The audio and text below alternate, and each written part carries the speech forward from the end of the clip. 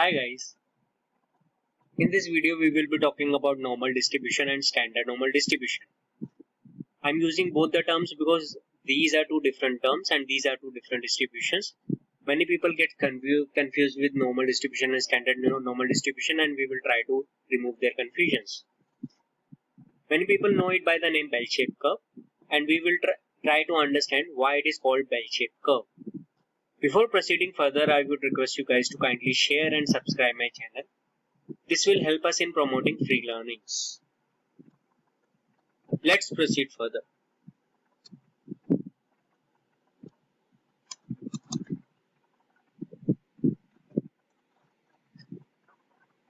In this video, we will be learning about few things. We will be learning about what normal distribution is and why is it called bell-shaped curve.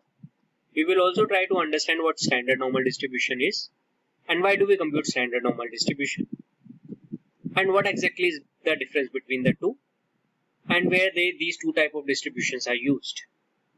We will also try to understand what type of variables we can use these variables and how it is applicable to every variable which is numeric in nature.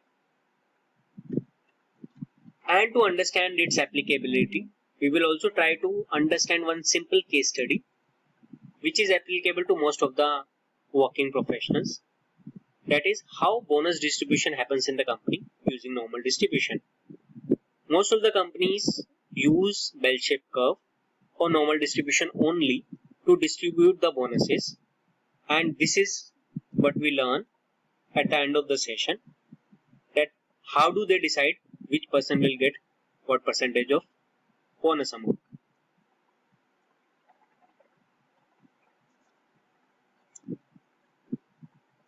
Let's take one simple example to understand how normal distribution achieves its shape and why exactly it follows a bell-shaped curve. Let's take one simple example of age. Let's suppose we are talking about ages of few students of the class.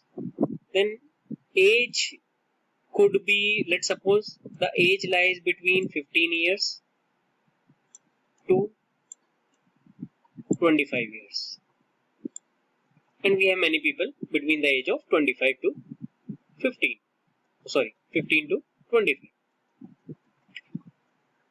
Now, if we want to see whether this variable is normally distributed or not, or if it is following the bell-shaped curve or not, we would simply take all the values of this variable. As an example, let's suppose one value is 15, another value is 22, another value is 18, and so on. Now, all these values are completely random. And if somebody asks you what is the age of the class of the people, you can't give all the values. So generally you try to take one central value of these numbers, which is usually the averages, or we call them mean. These mean values are known as central values of this data, which is basically the representative of this data. Now the meaning of mean or the center point of the data is that let's suppose you try to draw a line where this is the minimum point of the data and this is the maximum point of the data. Then the mean will be lying somewhere here, which is right at the center. And since it is center data point, and this data point has been calculated using all the data points that you had in the variable, if you start plotting all the data point and will start seeing the difference of this data point from the mean, you would realize that many data points are actually closer to the mean. This will happen because the mean has been, or the center point has been decided basis every value. So every value decides which will be our captain of the data, or we call it mean. This will be right at the center, and since it is the center of the data, most of the data point will be closer to this. But not 100% of the data will be closer to this. Obviously there will be some numbers which it doesn't agree to the mean. and are not closer to the mean. So as soon as you start going away from the center, you will realize the number of data points are reducing. So if there are too many data points over here, you will see there will be a reduction over here or reduction over here. Similarly, reduction over here and further reduction over here, both on the right hand side or on the left hand side. But the highest number of data point will lie closer to the mean. This is the reason it was picked and this was created as a central value. Now when you will try to see the density of this data, you will see most of the data points are closer to the mean, and as you are going away from the mean, the number of data points or the density of the data points is reducing. And if you try to draw a line above it, you will realize that this line is going something like this, where this is a higher density area, and as you go away from the center of the data, the number of data points is reducing. It is applicable in most of the data point that if your data is numeric and your numbers are ideal, your data will start following this distribution. And because of this shape attained over the data, this distribution is known as bell-shaped curve, by which name most of the people know it, because it looks like bell. The next question that can come up is, if my distribution is drawn like this, is it a necessity that my data will always create a bell? Then my answer is no. Your data is like a naughty child and it doesn't always follow your instructions. Okay, but in most of the cases, your data ideally should follow such distribution. It might be the case that your data is not exactly bell-shaped. Your data could be a little bit higher from the center, or could be much expanded. And this peakness, this concept is known as peakness of the data, wherein the peaks are not stationary, they are different. This is the distribution of the data. As an example, if you try to notice that here is a larger peak, this larger peak clearly says that in this type of data, most of the data points are closer to the mean, and as you move away, the number of data points are very less. This higher peak is getting created because of the presence of too many data points near the center point of the data, which is mean. And if you see this one, the different one, you will realize here, although you have calculated the mean, your data is much expanded. This is much expanded, that means it has a higher variance. I suppose you don't know the meaning of variance and standard deviation. I would assume you to be. If you doesn't, don't worry. I'll provide a description for the same. As an example, if you don't have any idea what variance means, then I would just tell, you can just understand it with this thing, that it just tell you how much your data is scattered. If you are at you are calculating about the center points, it is mean, median and mode. And if you're talking about the this distribution, how it is going away from the mean, that is basically the variance, and we define it with a better term known as standard deviation. This will tell you how much data will be scattered. If your data is too much scattered, then your tails will be longer and your peak will be lesser. And this is ideal curve, the third one that we are seeing. This concept of understanding of the peaks of the data is known as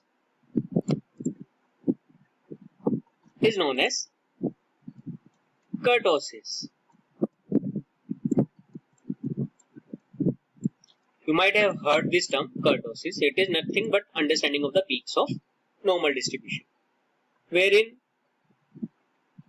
the distribution which has a very high variance and is much scattered and have a very less peak, such type of graphs are known as plateaukurtic.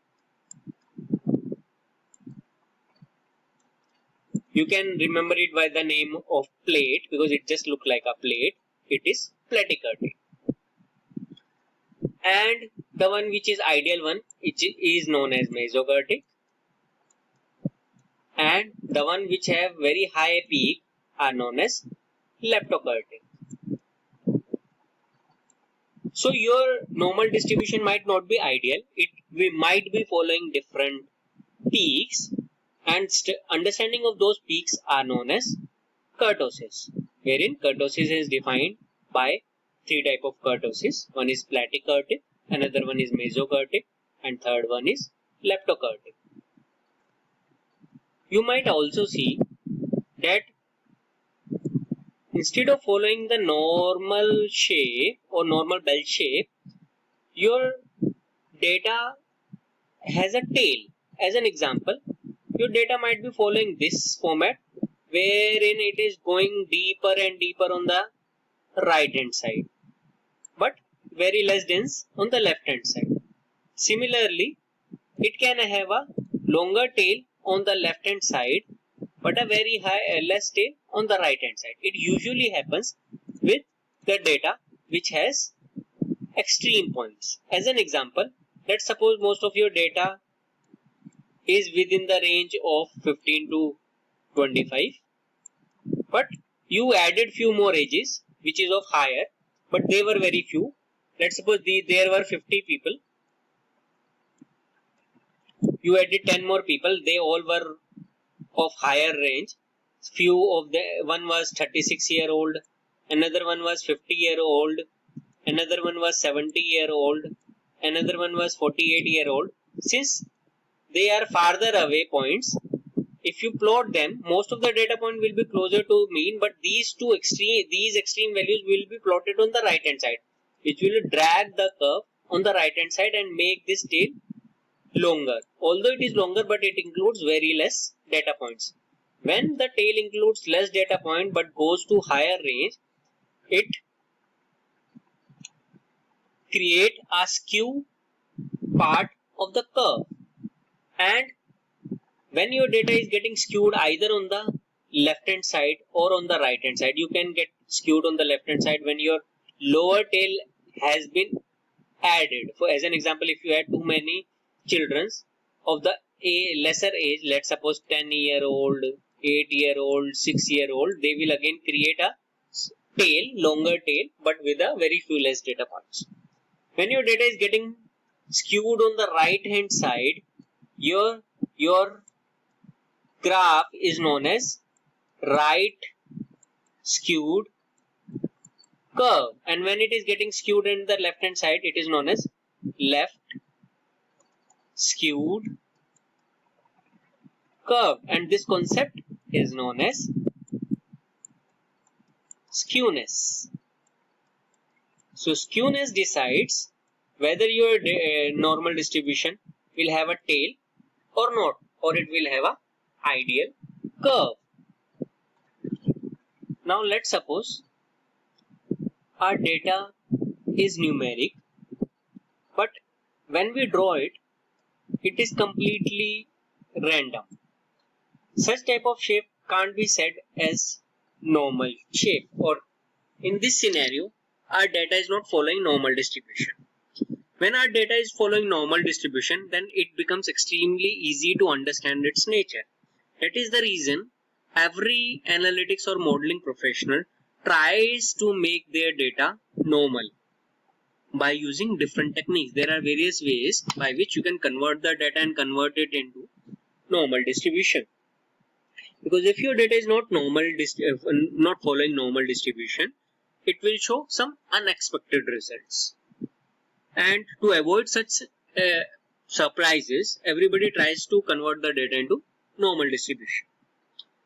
There are various ways or various reasons for data to not follow normal distribution. You might have completely random values, or you have a very small set of data. So when you have a very small set of data, your data might follow this distribution. But if your data is a huge data and you just took a chunk out of it and you tried to draw the chunk on a graph and it is not following normal distribution, and your original population is following normal distribution, then when you keep trying to add data point from the population to the sample, it will ultimately try to become normal. From not normal curve, when you will keep adding the data points, it will try to move towards normal distribution. And this concept is known as central limit theorem. We can discuss about central limit theorem in much more detail in a separate video. But for the time being, just understand that if your data is numeric and it is not normal, then you might not be able to get accurate results out of your models, if in case you are trying to create analytical model. And that is the reason every data scientist first try to clean the data or try to make the data normal as much as possible, so that they could avoid surprises at a later point of time. Let's assume you did everything and now your data is normal.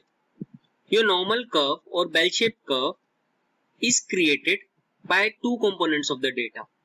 One is mean and second is standard deviation. Mean lies right at the center, and since most of the data points are right near the mean, it creates heaviness near the center point of the data, and which creates higher density and led to creation of the peak. That is the reason we get this bell-shaped curve. And standard deviation is how much this data is scattered. So as an example, let's suppose our age data has a mean value of 20 and standard deviation of 2 years. What is the meaning of standard deviation? Since mean is 20, that doesn't mean that every student of the class is of 20-year-old. The people are having some different ages as well. The standard deviation shows that on an average, how much your values move away from the center point of the data. Okay. So, if we say one standard deviation distance, it means we are talking about going 1 unit away from mean, either on the positive side or on the negative side. So to calculate the one standard deviation of this data, we will simply take the mean value, which is 20, and plus minus standard deviation of the data, which is 2. So it comes to be 18 and 22. So in this data, if we draw one standard deviation data point over here and minus one standard deviation data point over here, this area will cover maximum amount of data points if your data is normal. Okay. Many people assume that this is 68% of the data, but that is not correct, because 68% rule is applicable in different scenarios, and we will talk about those scenarios later on. So in this data, when data is, we are just talking about any random variable and that data is following normal distribution, most of the data point, heavy amount of data point, which is approximately 68%, but not 68% to be precise, but most of the data points will be covered within the range of mean plus minus one standard deviation. And when we say 2 standard deviation, I hope you would have guessed it right by this time. We will be doing mean plus minus 2 standard deviation, which ultimately becomes 20 plus minus 2 into our standard deviation value, which is again 2, and this comes out to be 20 plus minus 4, and this comes out to be 16 and 24. So this was one standard deviation. Let's create two standard deviation area. This will be at 16 and this will be at 24. This was at 22 and this was at 18. So this area, which is two standard deviation area of your normal distribution, if your data is normal, properly normal, will cover most of the data points, which is above 90% of the data. And similarly, if you take 3 standard deviation data, which is mean plus minus 3 standard deviation,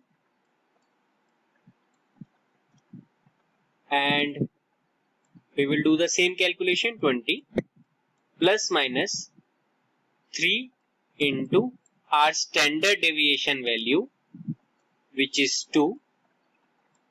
It comes out to be 20 plus minus 6.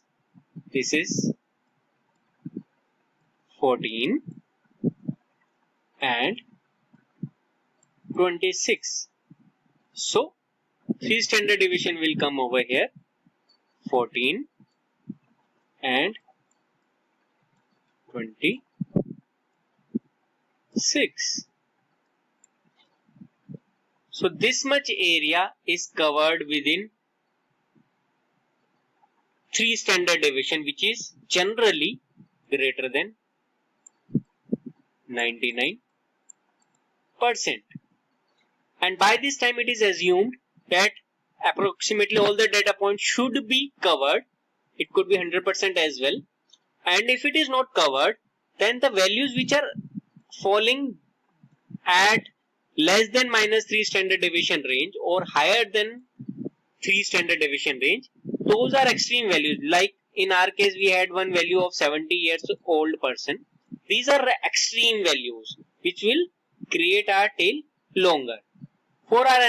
In many analysis, such extreme values are removed because they create an impact on the overall variable. But this is how your normal distribution is created, and this is how you try to understand how your data is moving. If this is how our data is distributed, then we will try to understand what is the need of standard normal distribution and what exactly is standard normal distributions. So by this time, I hope you would have understood what normal distribution is.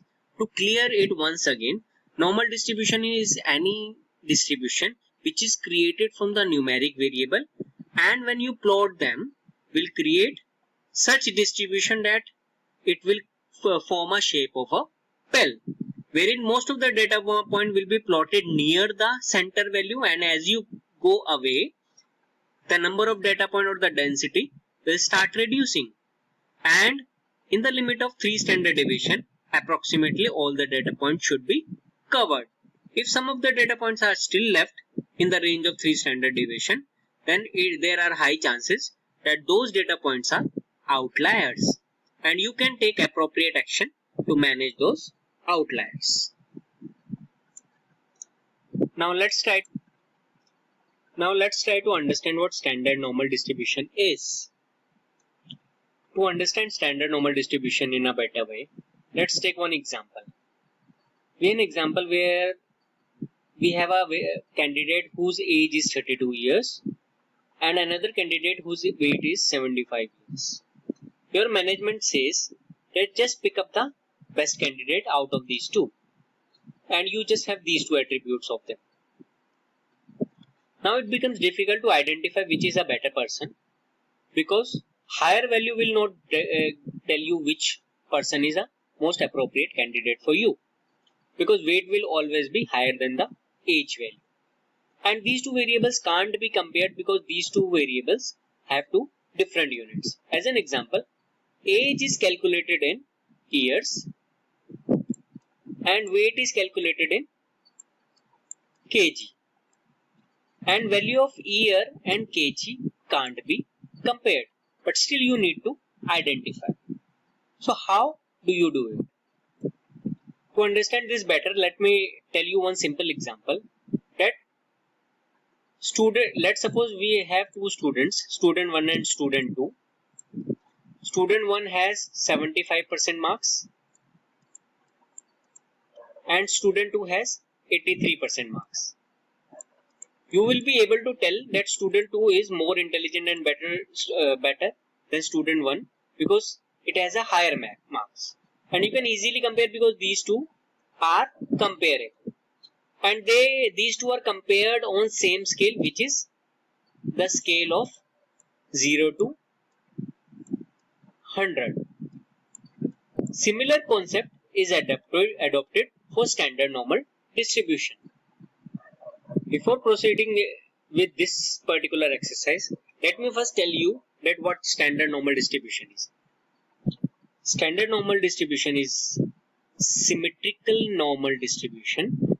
So, if you notice this shape, you will realize that it is completely symmetrical. And in standard normal distribution, there is 100% symmetry, that is, the center line divides the curve in exactly two equal portions. So 50% of the data is on this side and 50% of the data is on this side. In normal distribution, we saw that mean is at the center. We can also use median or mode or other measures of central tendency to draw the center point. Okay, but in a usual normal curve, mean, median, which is again a way of identifying the center point of the data, or mode, which is the third way of identifying the center point of the data. They doesn't lie on the same place. That means mean could lie here, median could lie here, mode could lie here. But when you are talking about standard normal distribution,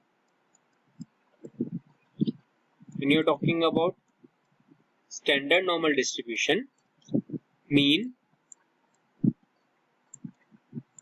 median, mode all lie exactly at same place, which is at the center of the data. In a standard normal distribution, your center, which is mean, median or mode, is at 0. So your mean in case of standard normal distribution is exactly 0. And your median and mode, these values are also 0. So all three values are exactly 0. And your standard deviation is exactly 1. So in standard normal distribution, your center will be at 0. When you move one standard deviation away, this will be at 0.1 and point minus 1. And when you move 2 units away, this will be 2 and this will be minus 2. And when you move 3 standard deviation away, this will be 3 and this will be minus 3. Since there is a proper symmetry in the standard normal distribution, when you will be seeing the data which is at plus minus 1 standard deviation, this much of the data will be 68% of your data. And when you will move 2 units away, which is plus minus 2 standard deviation, this much of data will be 95% of your data. That means within 2 standard deviations of standard normal, your 95% of the data gets covered. And when you will be moving to 3 standard deviation, you have actually taken 99.7% of your data.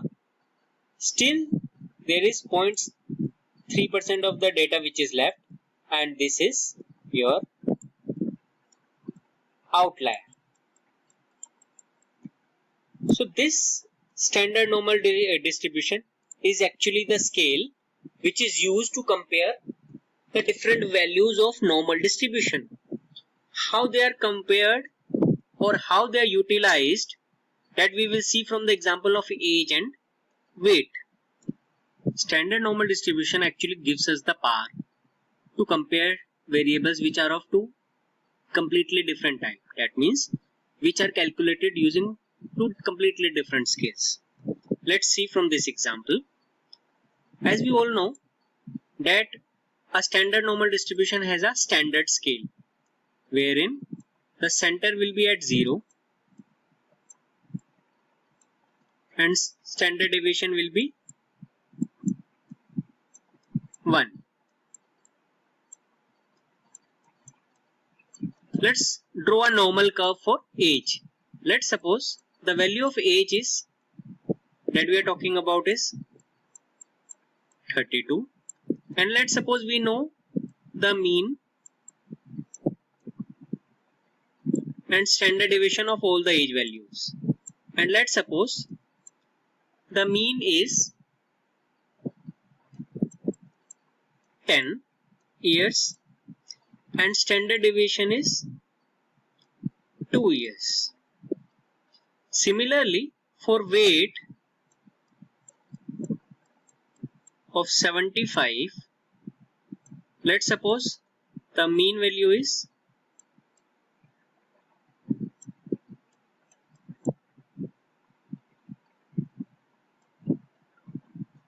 25, and let's suppose the standard deviation value is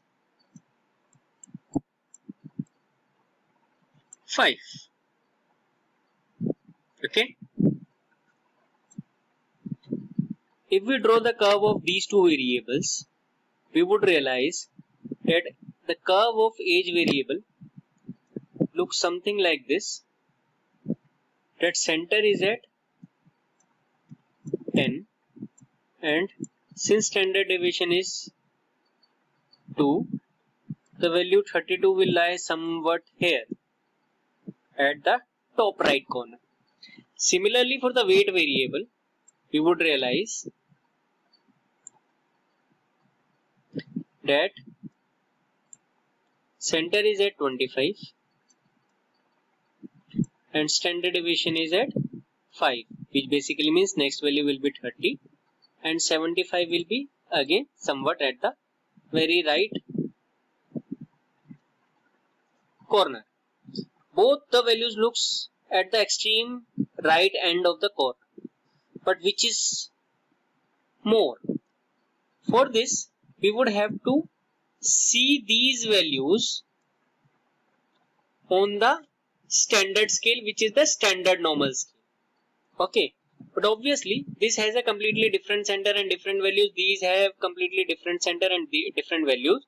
So ultimately we will have to push this curve over this curve so that the center comes right at 0. But how will it happen? So for in case of age, we are trying to see the value of 32. The value which is compared is known as x value. So here our x is 32. So for 32, there will be a different value on this scale. Since the center is 10 here, but on this scale, the center is at 0. So similarly, when this value is 32 at the center of 10, what will be this value when the center is at 0? That is calculated via simple formula, which is x minus mean and dividing it by standard deviation. Once you calculate this value will be known as Z value, because it can't be X value anymore. It is a representation of X on the standard normal distribution. So in this case, X is 32. If we subtract it by the mean, which is 10, and divide it by the standard deviation, which is 2, this comes out to be 22 by 2 and ultimately 11. So in case of standard normal distribution, the X value can't be used because this has a different scale. So our representative value of X will be created using a simple formula of X minus mean dividing it by standard deviation, and that Z value will be used to represent it on standard normal distribution. So the age value at 11 will be represented somewhere here. Similarly for weight, which is 75, we have a X value of 75. To calculate the Z value of weight, we will use the same formula, which is X minus mean and dividing it by standard deviation. If we replace the symbols with the values, 75 minus the mean of weight, which is 25, and then standard deviation, which is 5. This comes out to be 50 by 5 and ultimately 10. So the representative value of 75 on a standard normal distribution is 10, or the X value of 75 has a Z value of 10, which will be represented by somewhere here on the standard normal distribution. Now because of the standard normal distribution, these two variables became comparable because they could be compared on the same scale. And using this, we realized that the age of 32 has a higher value than a weight of 75.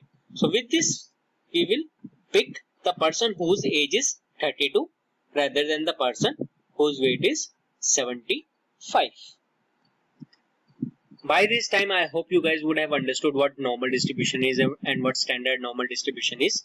To revise, let's once again go through the concepts once again. A normal distribution is a distribution wherein when you draw the data, most of the data lies at the center of the data, but that center might not be at exact 0, and your mean, median, mode might not be at same place. That is what the difference in the standard normal distribution is. In case of standard normal distribution, your center is right at center and you have 100% symmetry. So to summarize the differences between the standard normal distribution and normal distribution, let's go to an Excel. So let's take up the points one by one. It is created by any numeric distribution, but this is equally applicable by this, and by distribution we should say variable instead of distribution. This is our first one, but it's not exactly a difference. The difference comes from here. It might not be symmetrical. It is symmetrical. We realize that a standard normal distribution is always symmetrical, but a normal distribution might not be symmetrical. Third,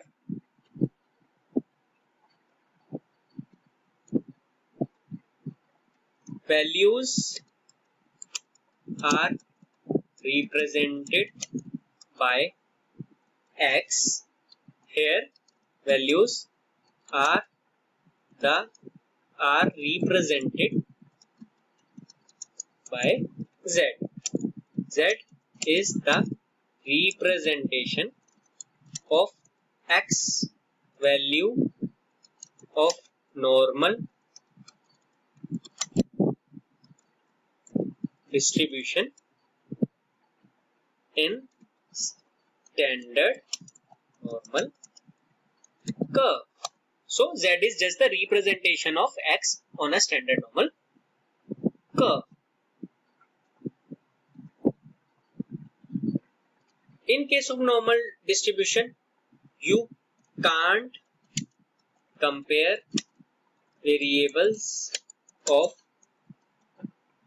different scale, but here you can compare variables of different scale. In fact, the sole purpose of standard normal distribution is to make different type of variables comparable. I hope differences are clear. There might be few more differences that you might know and I would have missed. If you have such, kindly post them on comments window. Now, time for the case study. We wanted to see that how much bonus we will get. So let's take an example of a company which gives the bonus on the basis of the rating that you get. And let's suppose the rating of the person or rating of each employee is saved in a variable known as rating, which has a value between 1 and 10. And we are taking an example of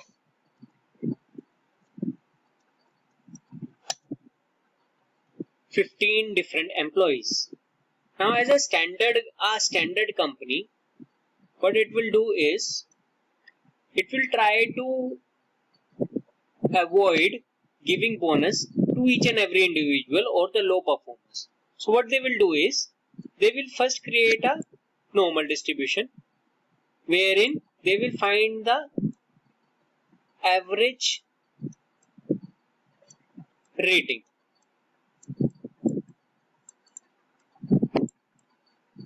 And since most of the employees will be falling near the average rating, there will be very few who will be lying at the extreme right and extreme left. These extreme right people are the exceptional performers.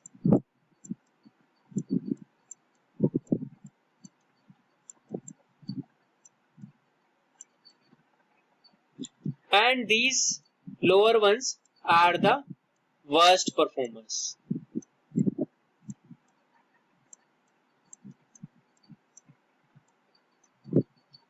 Now, what company will do is, if in case they want to give the top performer 40% increase, or what we can say, they want to give 120% bonus. To the average performer, they want to give 80% bonus. And to the low performer, either they don't want to give any bonus or they just want to give 10% of the bonus amount. So these are the people who will be getting 120%. These are the people who will be getting 80%. And these are the worst performers who will be getting either 10% or 0%. In our case, if we see the average value of rating, it will be average of these, which comes out to be 4.33. And if we round it off, it comes around 4. And if we take the standard deviation of the ratings, it comes out to be 0.5.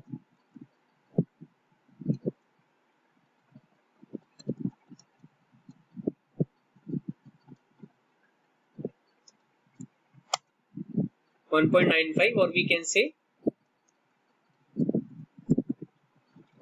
2. So which means mean plus 1 standard deviation comes as 2 and 6. Mean plus 2 standard deviation comes as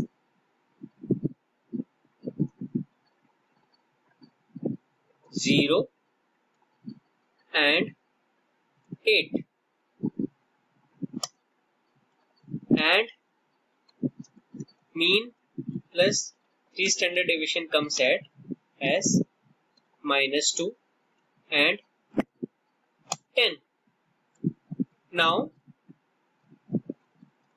since our ratings can't be negative, let's remove this. Anybody who is having above or equal to 8 rating, they are the top performers. And anybody who is having 2 or less than 2 are among the worst performers, and rest of them are average performers. Let's tag our data accordingly. So 8 comes as top performer,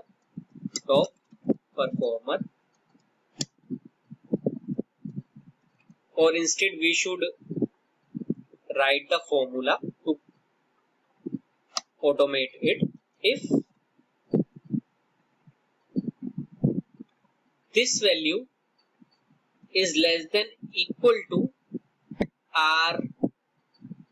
this value, then we can say they are worst performers. Okay? If that is not the case, if the value is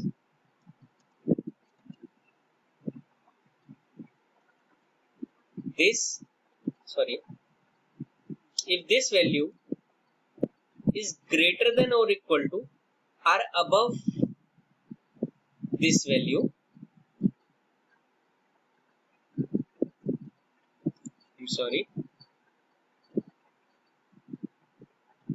then we can say they are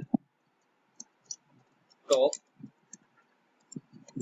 performers, and anybody who is not lying in this range will be average performers.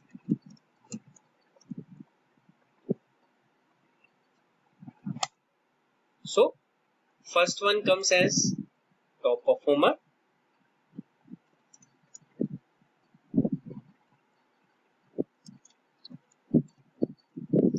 So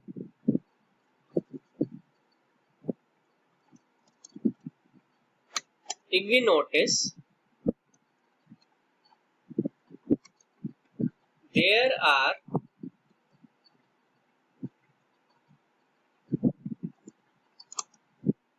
only one top performer, 2 worst performers, and 12 average performers. There are many companies who also sees this range, that anybody who is performing more than 3 standard deviation, they are completely outlier and exceptional performer. They give them some exceptional bonus. So this is how they calculate how much bonus they will be giving to employees. I hope you guys will start counting your bonuses amount, and I just wish best of luck that you get the good bonus amount and you get to top right corner and you become the extreme outlier on the positive side. And I hope with this video you would have understood normal distribution and standard normal distribution in a much clearer way. If you still have any doubt, kindly comment me so that I could reply and can clear your doubts. And you can also review other videos of mine. And kindly guys share and subscribe so that we can promote free learnings. Best of luck to all of you. Thank you very much.